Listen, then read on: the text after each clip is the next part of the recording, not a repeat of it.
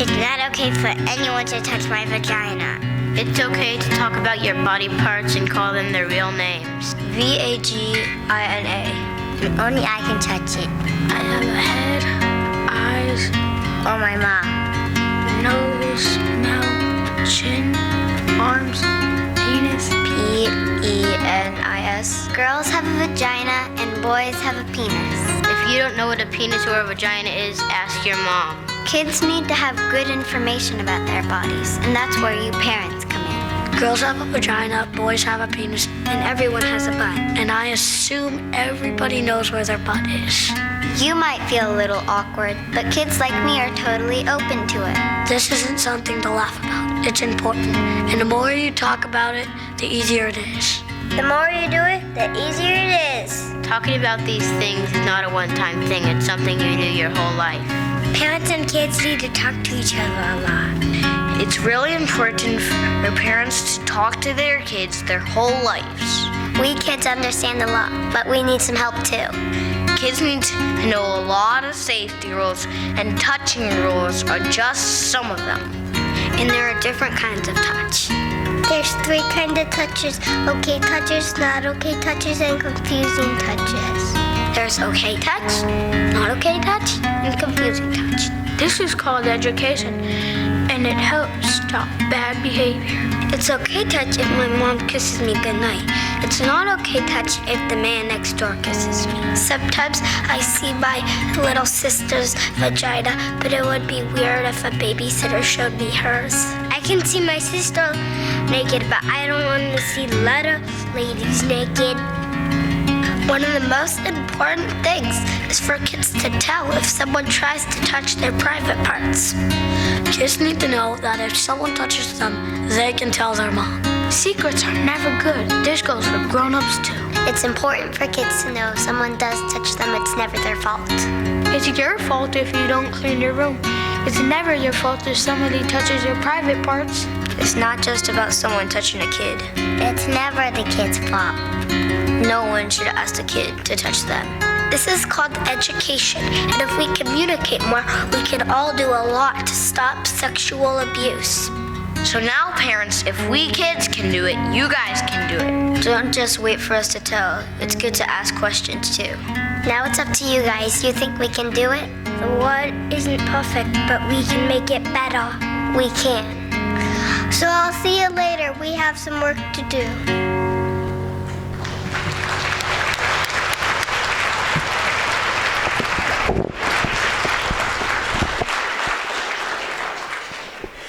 Although the kids in the video are not with us this morning, let's give them all a big round of applause. They were brave and shared a very important message. Watching this video, I see how powerful it is to hear directly from these kids about what conversations we need to have with them to keep them safe from sexual assault. We have another tool in the book, He Told Me Not to Tell, as Mary Ellen has mentioned, and yet another in 100 conversations to help us all have the ongoing conversations with the teens in our life. You heard from the video that the touching rules are just part of the safety rules that we need to teach kids, just as sexual health education is just part of health education and not something separate that happens over there. Here to share some of the ways that he talks with kids and teens about sexual health education and how you can use what you hear today to have your own conversations is Dr. Eric Chesley. Dr. Chesley has been at Group Health Renton's clinic for 6 years and has both the professional experience of these conversations and the personal experience of talking with his own kids.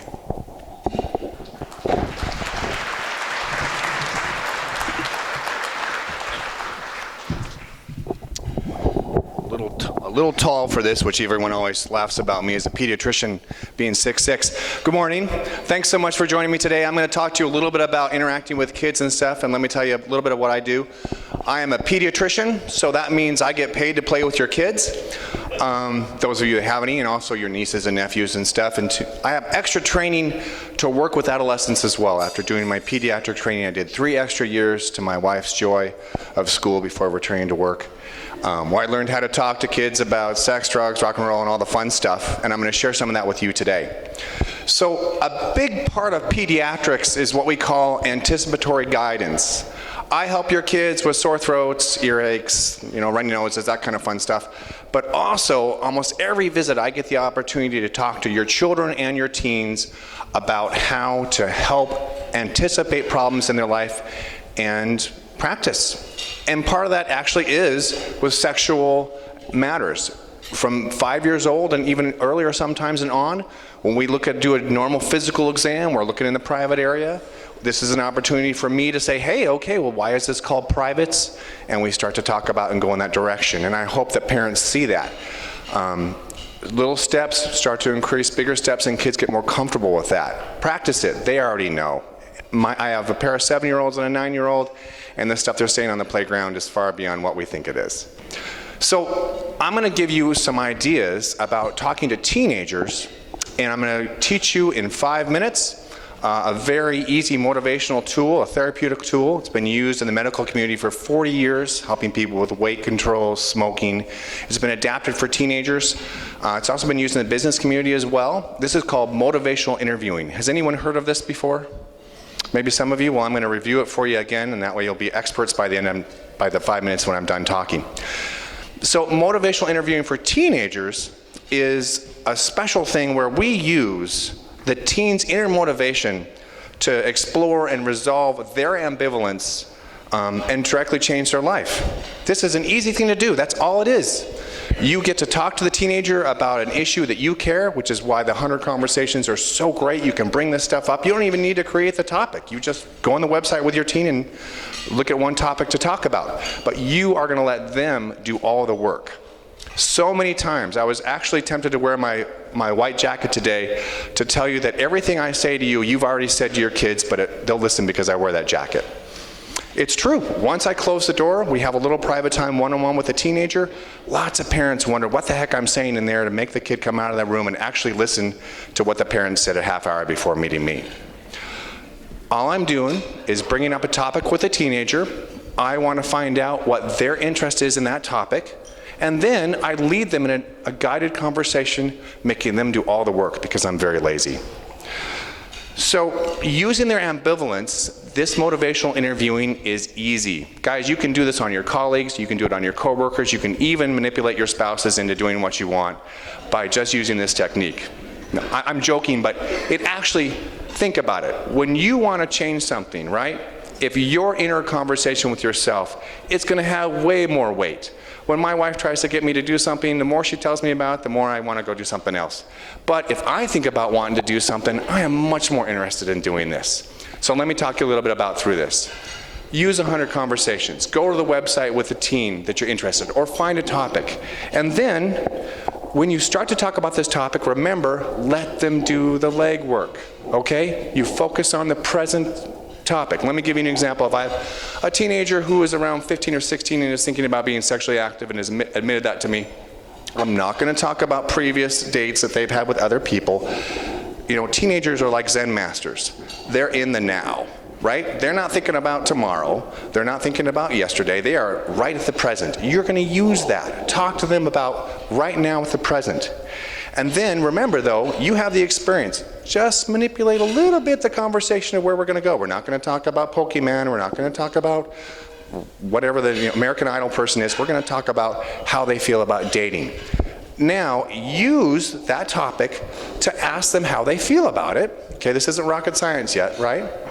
And then ask them if they never changed anything going on about the topic that you're worried about, what would happen?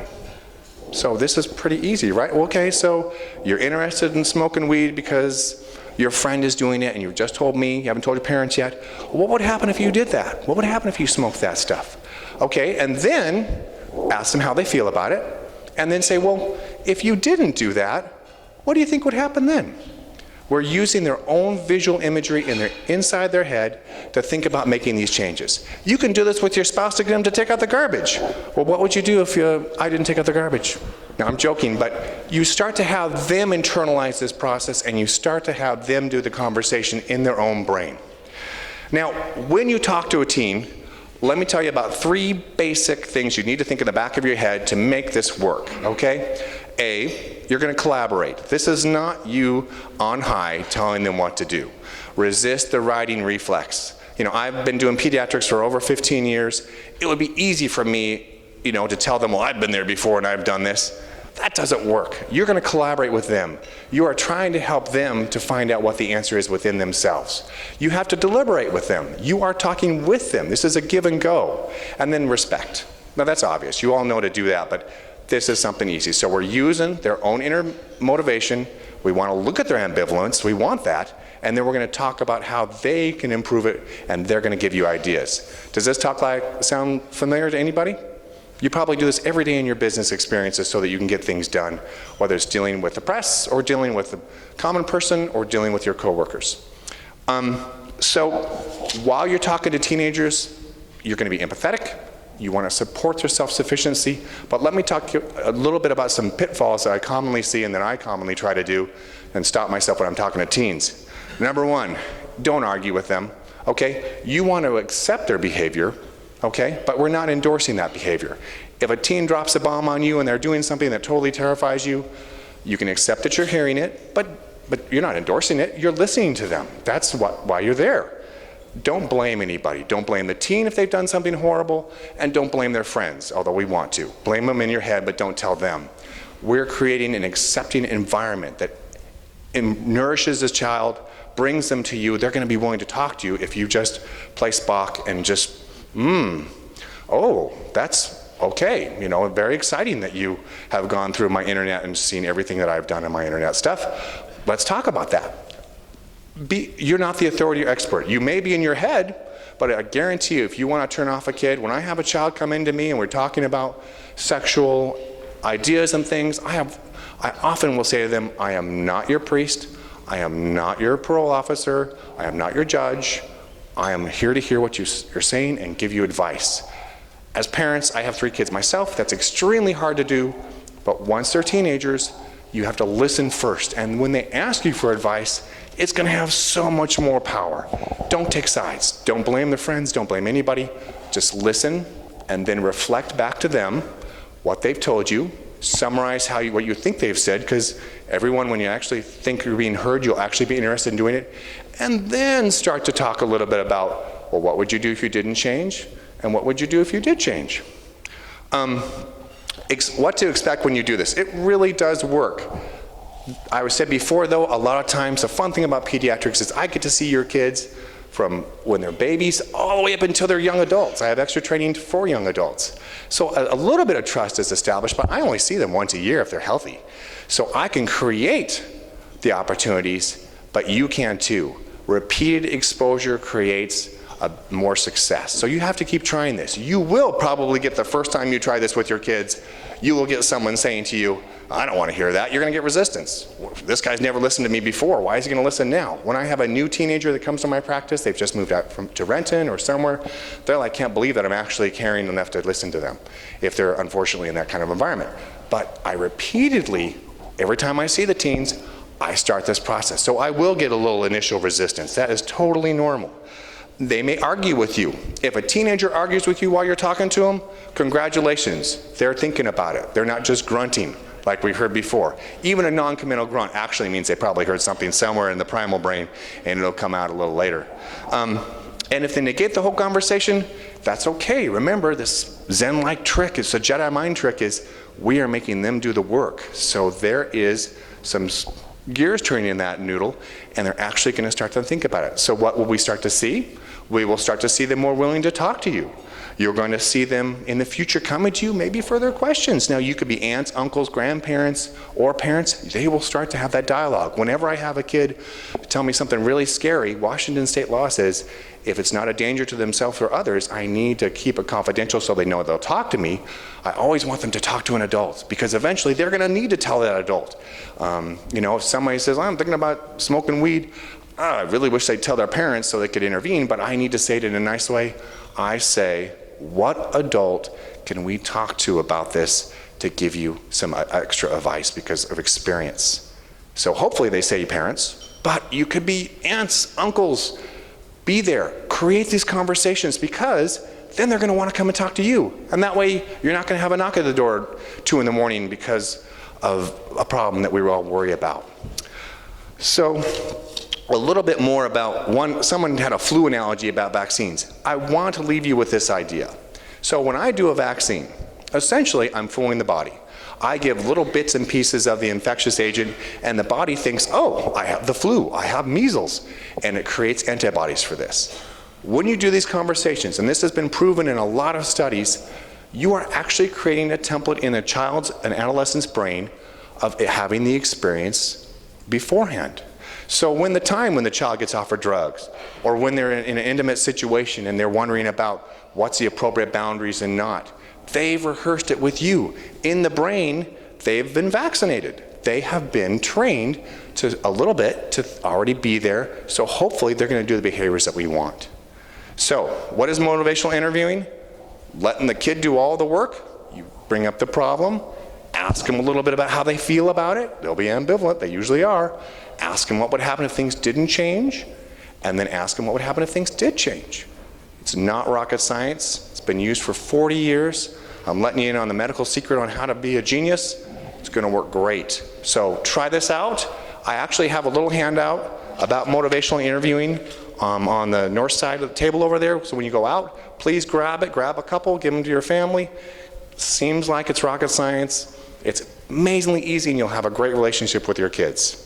Thank you for your time tonight or today, and thank you very much for coming.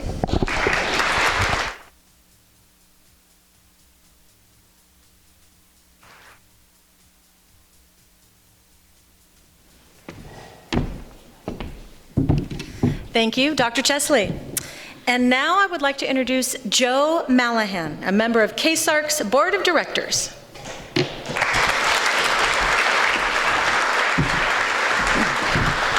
Thank you, Sonia. Thank you, Dr. Chesley. I quite honestly, I realize I'm a horrible parent.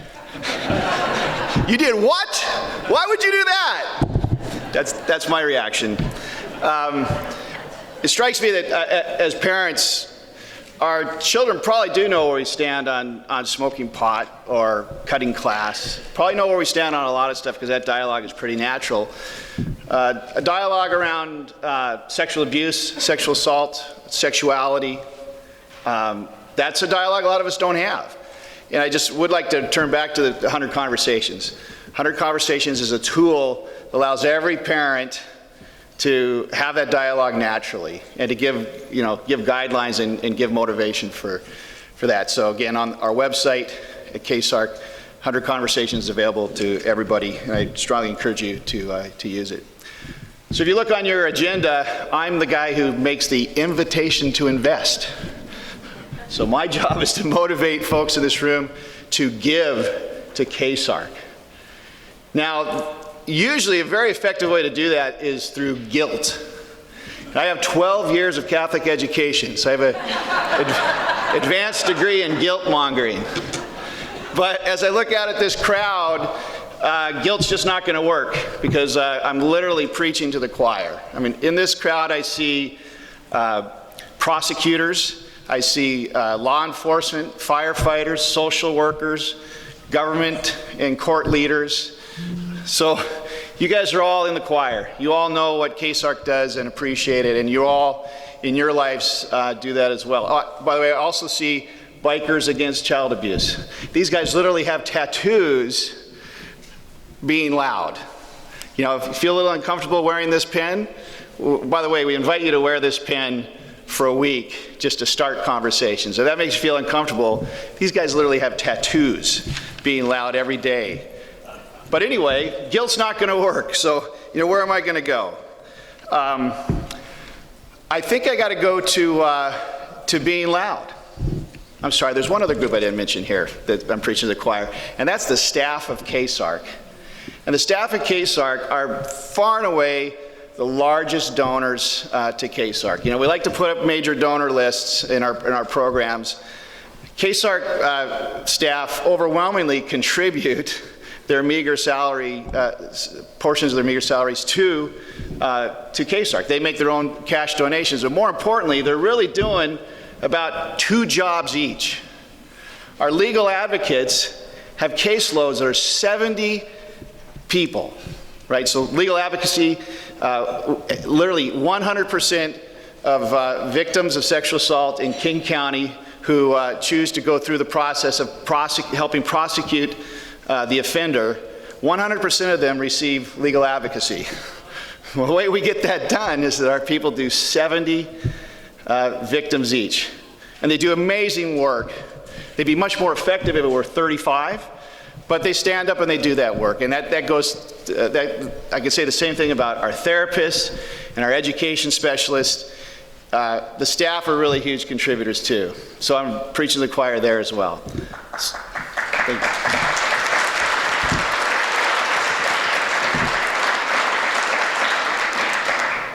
So I can't guilt you out. Okay, so what I just want to say, Sonia will invite you in a minute to pass around envelopes to make contributions, but I guess I just ask you to think about, is this right now an opportunity for you to be particularly loud? How helpless do we feel when we read these stories after all these years of such great work to raise awareness about women's empowerment and empowerment of those who are vulnerable, to see what seem to be very well-balanced kids from very normal families committing extraordinary acts of sexual assault and seemingly just not getting it. How helpless do you feel? That's a cultural issue. Okay, in the silence, Be Loud is about changing our culture. And this is your opportunity as you write a check or put your Visa number down on a little card to be loud. You all showed up knowing that there'd be an ask, and you all had a number in mind. In fact, some of you have already brought checks already written out. Just add another 0. But again, we all give what we can, but I'd love to see 5 or 10 of us think about the wealth we have, the blessings that are in our lives. And is there an opportunity right now to really be loud? Write a loud check. Again, in all honesty and sincerity, the vast majority of us know what we're going to give, and I want to thank you on behalf of KSARC and on behalf of the people of King County for your contribution. But I'm hoping there's 5 or 10 of us who say, you know what, I can do something extraordinary this morning. I can really be loud through my check, and I can enable people like Mary Ellen and her staff, who every day of their lives are being loud on our behalf, to do more. So anyway, most importantly, my message to all of you is thank you for being here. Thank you on behalf of survivors of sexual assault. The fact that you are here is a huge healing event for survivors who are in the room. Again, I just invite all of you to be as loud as you can. Thanks so much.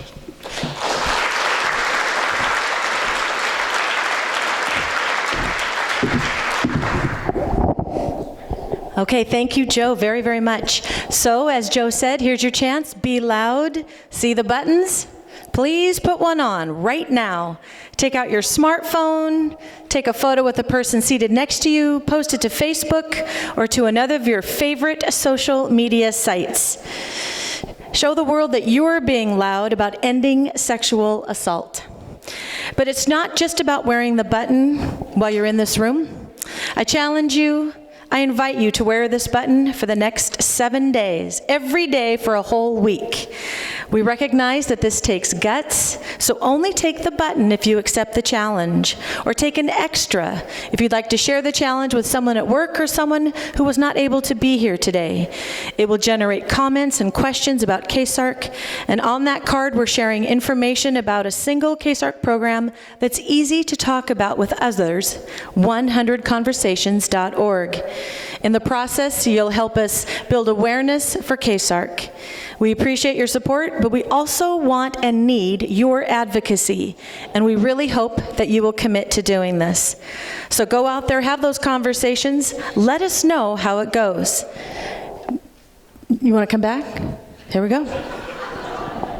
Are you in Rotary? Maybe that's a penalty. My apologies. Mary Ellen reminds me, as the last thing on my notes, there's a $5,000 matching grant. And so every dollar you contribute this morning, and this morning only, will be matched dollar for dollar up to $5,000. And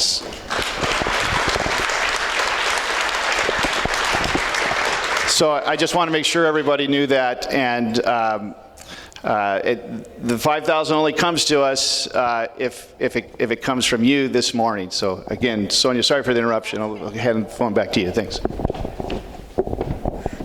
Okay, thank you. We thank you for coming. We thank you for your support. Table captains, please bring your pledge envelopes to the front registration table on your way out. We hope you all have a great day and have fun wearing your Be Loud buttons. And thank you for supporting and spreading the word of King County Sexual Assault Resource Center. Thank you, everyone. Have a really good day.